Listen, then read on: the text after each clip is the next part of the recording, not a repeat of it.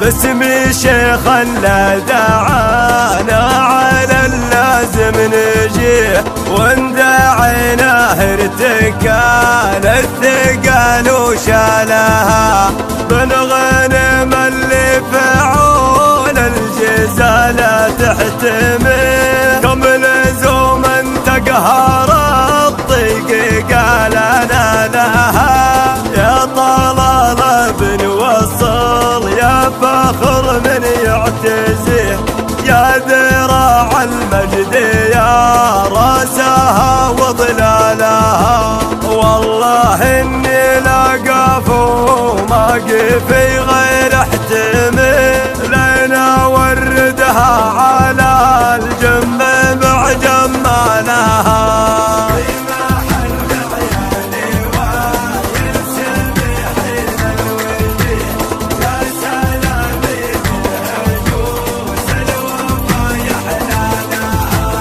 دام ابو نواف مدعي لحفلي لقفه، والله اني لصخار من البيوت اجزالها، نرفع الهامات وتنومس القلب النبيه، وانداع الدرب المراجل تفك اقفالها. سيدنا محمد وعلى آله وصحبه أجمعين. الشيخ طلال بن وصل بن غنيم، حياك الله أنت وجماعتك بين أهلك وحزامك وربعك أبناء قبيلة جهينة في منطقة حايل. في هذه المناسبة اللي تشرفت كلنا أبناء هذه القبيلة في هذه المنطقة، يتشرف الشيخ عبد الله الجبر المرواني بتقديم هدية نيابة عن أبناء هذه القبيلة، لدرع تكريمي نيابة عن أبناء قبيلة جهينة في منطقة حائل.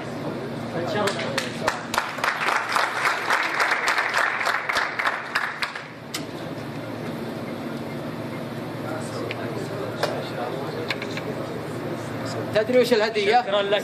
تدري وش الهدية؟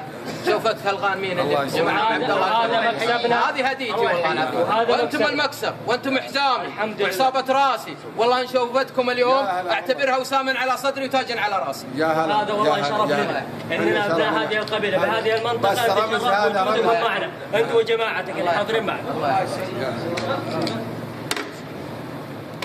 بن غنم اللي فعول الجزالة تحتمل، كم لزوم تقهر الضيق قال انا لها، يا طلال بنوصل يا فخر من يعتزيه، يا ذراع المجد يا راسها وظلالها، والله اني لاقف وما قفي غير احتمل، لنا وردها على الجنب مع جمالها.